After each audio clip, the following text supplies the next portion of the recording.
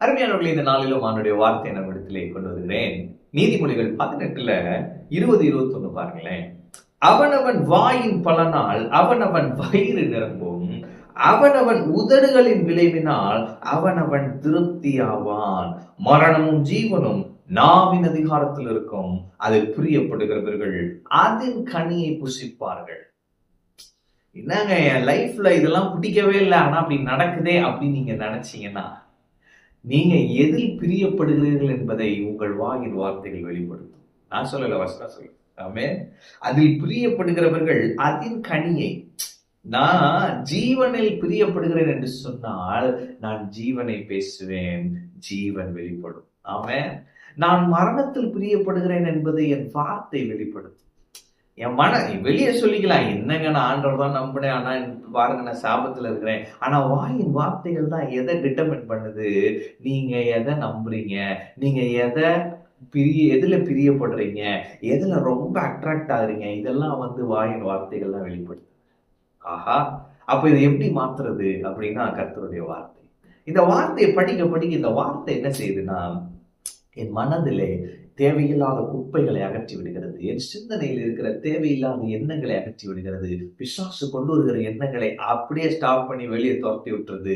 இந்த வார்த்தை என்ன செய்யுதுன்னா, என் உடலுக்கெல்லாம் ஜீவனும் ஆரோக்கியமா இருக்கிறது.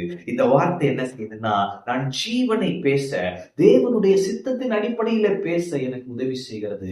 இந்த வார்த்தை என்ன நடக்க வேண்டுமோ அதை சொல்ல எனக்கு உதவி செய்கிறது. இந்த வார்த்தை என்ன நடந்து கொண்டிருக்கிறதோ அதை பேசாம இந்த வார்த்தை என்ன எனக்கு உதவி செய்யுதுன்னா, என்ன நடக்கணுமோ கர்த்தருடைய வார்த்தையை வச்சு, கர்த்தருடைய அதிகாரத்துல என்ன நடக்கணுமோ அதை சொல்றதுக்கு இந்த வார்த்தை எனக்கு உதவி செய்கிறது. ஆமென். அப்ப அவனவன் வாயின் பலனால் அவனவன் வயிறு நிரம்பும். அப்ப உங்க வாழ்க்கை நல்லா இருக்கு, உங்க வார்த்தையை மாத்துங்க. கடன் இருக்கா, கடன் இல்லாம வாழணுமா, உங்க வார்த்தைகளை மாத்து பழகுங்க. கர்த்தருக்குள்ள ஆசீர்வதிக்கப்பட்டவன் என்று சொல்லி பழகுங்க. கர்த்தருடைய ஆசீர்வாதம் என் மேல் இருக்கிறது, அது எனக்கு ஐஸ்வர்யத்தை கொண்டு வரும் என்பதை சொல்லி பழகுங்க. ஒவ்வொரு நாள், அது எவ்வளவு நாளுங்க சொல்ல, அந்த ஐஸ்வர்யத்தை நீங்க அனுபவிக்கிற வரைக்கும் சொல்லிட்டே இருங்க. கர்த்தருடைய தழும்புகளினாலே நான் குணமாயிருக்கிறேன், அதை எவ்வளவு நாளுங்க சொல்லிட்டு இருக்கிறது, அனுபவிக்கிற வரைக்கும் சொல்லிட்டு அது என்னங்க மந்திரமாங்க, அப்படியே ஒரு 100 தாட்டி சொன்னா போதுமா? இல்லைங்க, அது உங்களுடைய அனுபவமாய் மாற வேண்டும். ஆண்டவர் நமக்காக சிலுவையிலே செய்த காரியங்கள் எல்லாம், வேதத்தில் இருக்கிற வாக்குத்தத்தங்கள் எல்லாம் நம்முடைய அனுபவமாய் மாற வேண்டும். அது ஒரு எக்ஸ்பீரியன்ஸா மாற வேண்டும், ஃபார்முலாவா இருக்கக்கூடாது. சும்மா ஒரு 100 தாட்டி மந்திரம் சொல்ற மாதிரி சொல்லிட்டு போறது இல்ல.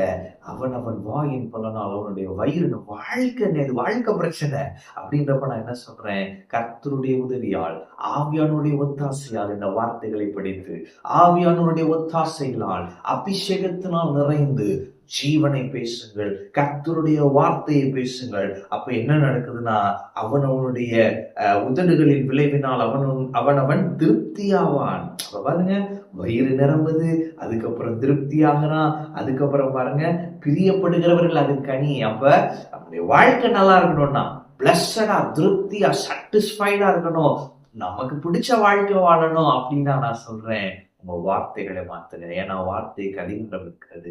உங்கள் வார்த்தைகள் அதிகாரம் நிறைந்த வார்த்தைகள். ஏனென்று சொன்னால் நீங்கள் கிறிஸ்துவுக்குள் ராஜாக்களாய் இருக்கிறீர்கள் அருமையானவர்களே.